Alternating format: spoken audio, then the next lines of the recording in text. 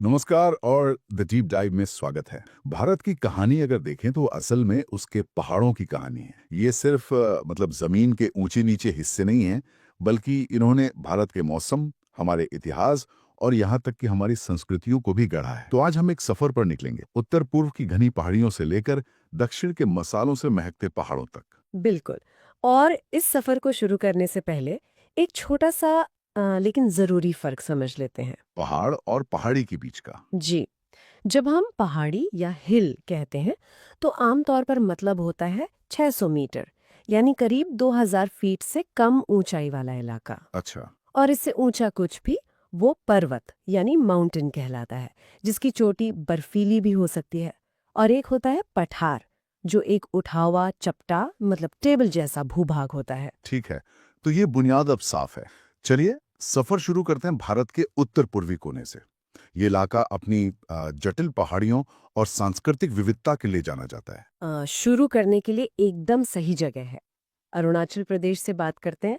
देखिए, यहाँ की पहाड़ियाँ असल में हिमालय का ही पूर्वी विस्तार है। और हम्म। दिलचस्प बात यह है कि यहाँ की ज्यादातर पहाड़ियों के नाम वहाँ बसने वाली जनजातियों के नाम पर है। अगर हम पश्चिम से पूरब की ओर चलें तो एक क्रम बनता है: डफला, मिरी, अबोर और मिश्मी। डफला, मिरी, ओबोर, मिश्मी। तो मतलब ये पहाड़ियां सिर्फ भौगोलिक सीमाएं नहीं हैं, ये एक तरह से सांस्कृतिक द्वीप हैं। आपने बिल्कुल सही पकड़ा। इन घाटियों ने सदियों तक इन जनजातियों को मतलब बाहरी दुनिया से काफी हद तक अलग रखा। अच्छा। इसी वजह से उनकी अपनी अनोखी भाषा, संस्कृति और पहचान विकसित हुई।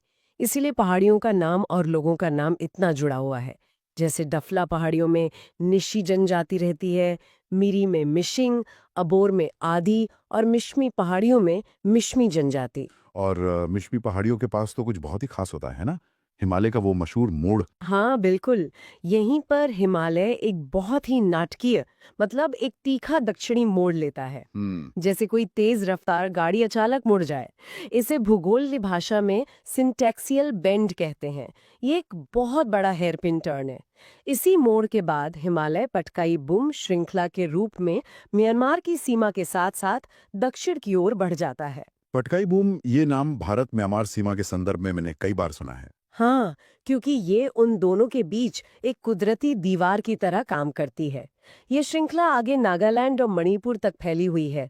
और इसी पटकाई बुम में प्रसिद्ध पांगसो दर्रा है, जो सदियों से भारत और म्यांमार के बीच आने जाने का एक अहम रास्ता रहा है। तो ये जो हिमालय का सिंटैक्सियल बेंड है, इसी मोड़ का असर हमें नागालैंड में भी देखने को मिलता है। बिल्कुल, पटकाई बुम का ही विस्तार आगे नागा हिल्स कहलाता है। ये भी भारत और म्यांमार के बीच एक प्राकृतिक सीमा है। और यहीं पर नागालैंड की सबसे ऊंची चोटी है माउंट सरामती। माउंट सारामती, अच्छा। सीमा पर ही स्थित है। नागालैंड से और दक्षिण की ओर बढ़ें तो मणिपुर और मिजोरम आते हैं।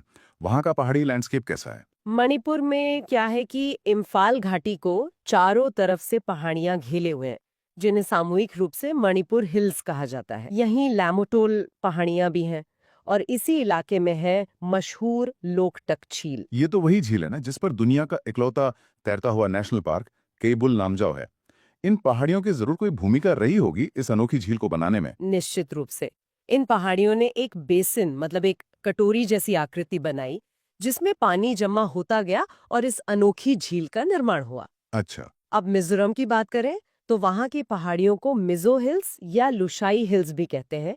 और यहाँ की सबसे ऊंची चोटी है फवांगपुई। फवांगपुई। जी, जिसे बड़े प्यार से ब्लू माउंटेन यानी नीला पर्वत भी कहा जाता है। और मेघालय, इसका तो नाम ही बादलों से जुड़ा है। वहाँ की गारो, खासी और जयंतिया पहाड़ियों की जरूर कोई बहुत खास बात होगी। बहुत खास। ये तीनों पहाड़ियां एक कीप यानी फनल जैसी आकृति में है। फनल कैसे? हाँ, तो जब बंगाल की खाड़ी से मॉनसूनी हवाएं आती हैं तो वे इस कीप में फंस जाती हैं और उन्हें ऊपर उठने के लिए मजबूर होना पड़ता है। और इसी वजह से यहाँ दुनिया की सबसे ज्यादा बारिश होती है।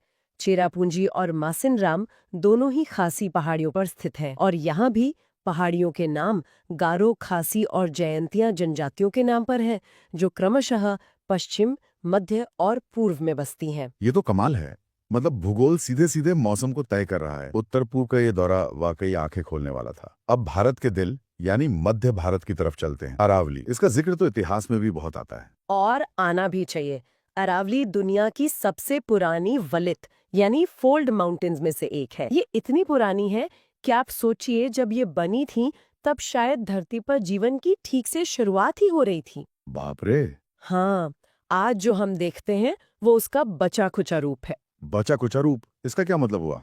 सोचिए जैसे कोई बहुत पुरानी भव्य इमारत हो जो समय के साथ टूट फूट गई हो और अब सिर्फ उसका ढांचा या नींव बची हो। अरावली भी कभी हिमालय की तरह विशाल और ऊंची थी, लेकिन करोड़ों सालों की हवा, पानी, मौसम की मार ने उसे घिस दिया है। अच्छा।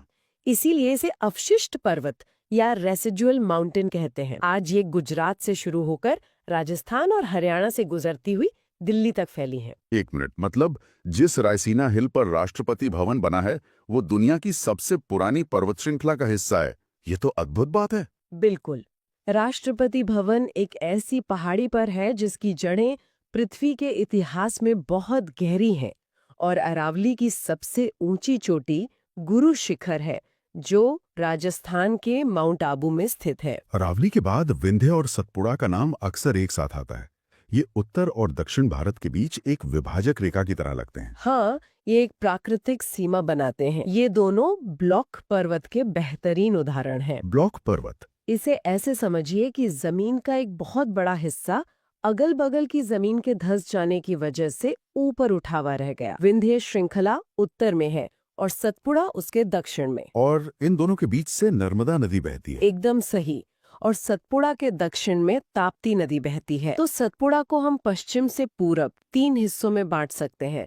गुजरात महाराष्ट्र सीमा पर राजपीपला पहाड़ी, फिर मध्य प्रदेश में महादेव पहाड़ी और छत्तीसगढ़ की सीमा पर मैकाल पहाड़ी। सतपुड़ा की सबसे ऊंची चोटी धूपगढ़, वो महादेव पहाड़ियों में ही है और मशहूर हिल स्टेशन पंचमढ़ी भी यही है। आपने मैकाल पहाड़ी का जिक्र किया। यहाँ की सबसे ऊंची चोटी को लेकर कुछ कंफ्यूजन रहता है ना? हाँ, ये एक अच्छा सवाल है। कई पुरानी किताबों में अमरकंटक को मैकाल की सबसे ऊंची चोटी बताया गया है, लेकिन हाल के सर्वे और डेटा के मुताबिक बदरगढ़ चोटी उससे थोड़ी ज्यादा ऊंची है। अच्छा। तो ये एक अच्छा उदाहरण है कि कैसे भूगोल एक लगातार विकसित होने वाला विज्ञान है। नई खोजों से हमारी जानकारी अपडेट होती रहती है। ये समझना वाकई मददगार है। मध्य भारत में गिर और अजंता का भी जिक्र आता है। क्या वे भी इसी सिस्टम का हिस्सा है? नहीं, वो अलग है। गिर की पहाड़ियां गुजरात में है और पूरी दुनिया में एशियाई शेरों के एकमात्र घर के रूप में मशहूर है। और अजंता की श्रृंखला की एक अपनी अनोखी पहचान है। ये पूरी तरह से सिर्फ एक ही राज्य महाराष्ट्र में फैली हुई है। वाकर नीलगिरी में मिलते हैं ना? हाँ, नीलगिरी की पहाड़ियां वो जगह है जहां इन दोनों विशाल श्रृंखलाओं का मिलन होता है। लेकिन इन दोनों के स्वभाव में जमीन आसमान का फर्क है। वो कैसे? पश्चिमी घाट, जिसे सह्याद्री भी कहते हैं, एक लंबी निरंतर दीवार की तरह है जिसमें कुछ ही दर्रे हैं। वहीं पूर्वी घाट एक टूटी फूटी असतत श्रृंखला है। पश्चिमी घाट इतना व्यवस्थित है तो फिर पूर्वी घाट इतना टूटा फूटा क्यों है? क्या सिर्फ नदियां ही इसका कारण है? मुख्य कारण नदियां ही हैं। देखिए, प्रायद्वीपीय भारत का ढलान पश्चिम से पूरब की ओर है। ठीक है। इसलिए महानदी, गोदावरी, कृष्णा, कावेरी जैसी बड़ी बड़ी नदियां पश्चिमी घाट से निकलकर पूर्वी घाट को काटती हुई बंगाल की खाड़ी में जा मिलती हैं। लाखों सालों से बहती इन नदियों ने पूर्वी घाट को जगह जगह से काट दिया है, जैसे किसी ने दीवार में बड़े बड़े दरवाजे बना दिए हों। और यही पश्चिमी घाट की दीवार भारतीय मानसून में इतनी बड़ी भूमिका निभाती है। बिल्कुल। ये दीवार अरब सागर से आने वाली नमी से भरी हवाओं को रोकती है, उन्हें ऊपर उठने पर मजबूर करती है, जिससे पश्चिमी तट पर जबरदस्त बारिश होती है। सही। और यही वजह है कि पश्चिमी घाट दुनिया के सबसे अमीर बायोडायवर्सिटी हॉटस्पॉट्स में से एक है। इसकी सबसे ऊंची चोटी अनाईमुडी है, जो केरल की अन्नामलाई पहाड़ियों में है। अनाईमुडी? जी। और ये सिर्फ पश्चिमी घाट की ही नहीं, बल्कि पूरे दक्षिण भारत की सबसे ऊंची चोटी है। तो अगर उत्तर से दक्षिण की ओर चलें, तो पश्चिमी घाट में कौन-कौन सी मुख्य चोटियां या पहाड़ियां आती हैं? अगर क्रम से देखें तो महाराष्ट्र में कलसुबाई, जो महाराष्ट्र की सबसे ऊंची चोटी है, और महाबलेश्वर हैं। कर्नाटक में कुद्रेमुख और मुल्लायनगिरी प्रमुख हैं। फिर आता है नीलगिरी, जहां डोडाबेट्टा इसकी सबसे ऊंची चोटी है। और सबसे दक्षिण में केरल में अन्नामलाई, इलायची यानी कार्डमम हिल्स और अगस्ती मलाई हैं। बहुत बढ़िया। अब उस टूटी फूटी श्रृंखला यानी पूर्वी घाट की बात करते हैं। जाहिर है ये पश्चिमी घाट जितनी ऊंची नहीं होगी। सही कहा, ये कम ऊंची है, इसीलिए नदियां इसे आसानी से पार कर जाती है। यहाँ भी सबसे ऊंची चोटी को लेकर वैसी ही स्थिति है जैसी हमने मैकाल में देखी थी। अच्छा, यहाँ भी कंफ्यूजन है। हाँ, थोड़ा सा। पुरानी किताबों में ओडिशा की महेंद्रगिरी को सबसे ऊंचा बताया गया है, लेकिन नए डेटा के अनुसार आंध्र प्रदेश की जिंदागढ़ चोटी सबसे ऊंची है। तो यहाँ भी हमें सिर्फ नामों की लिस्ट रटने के बजाय ये समझना होगा कि कौन सी पहाड़ियाँ कहाँ हैं। बिल्कुल। पूर्वी घाट में पहाड़ियां अलग-अलग समूहों में बटी हैं। ओडिशा की महेंद्रगिरी से लेकर आंध्र प्रदेश की नल्लामाला और शेषाचलम पहाड़ियां, जहां प्रसिद्ध तिरुपति मंदिर है, और फिर तमिलनाडु की जावादी और शेवराय हिल्स तक, हर समूह की अपनी एक अलग पहचान है। और हमारी इस यात्रा के अंत में भारत की मुख्य भूमि से दूर हमारे द्वीप समूहों की सबसे ऊंची चोटियां कौन सी हैं? अंडमान और निकोबार द्वीप समूह की सबसे ऊंची चोटी है सैडल पीक, जो उत्तरी अंडमान द्वीप पर स्थित है। Saddle peak. जी। और लक्षद्वीप, जो कि ज्यादातर समतल मूंगे के द्वीप हैं, वहाँ सबसे ऊंचा स्थान नार्चो है, जो अगाती द्वीप पर है। तो आज हमने पूर्वोत्तर की जनजातीय पहाड़ियों से लेकर अरावली के प्राचीन अवशेषों तक और पश्चिमी घाट की मानसून लाने वाली दीवार से लेकर पूर्वी घाट की कटी फटी श्रृंखलाओं तक का एक सफर तय किया। और इस सफर से एक बात साफ होती है, ये पहाड़ सिर्फ भूगोल का हिस्सा नहीं है, ये भारत की जीवन रेखाएं हैं। ये तय करते हैं कि बारिश कहाँ होगी, नदियां किधर बहेंगी, कौन सी फसलें उगेंगी और कहाँ कैसी संस्कृतियां पनपेंगी। बिल्कुल। और यही आज का अंतिम विचार भी है। ये पर्वत श्रृंखलाएं सिर्फ जमीन को नहीं बांटती, बल्कि संस्कृतियों, भाषाओं और जीवन शैलियों को भी आकार देती हैं। अगली बार जब किसी पहाड़ी क्षेत्र की तस्वीर देखें या वहां जाएं, तो ये सोचने का प्रयास करें कि उस भूभाग ने वहां के लोगों के खाने, पहरावे और उनकी कहानियों को पीढ़ियों से कैसे गढ़ा होगा।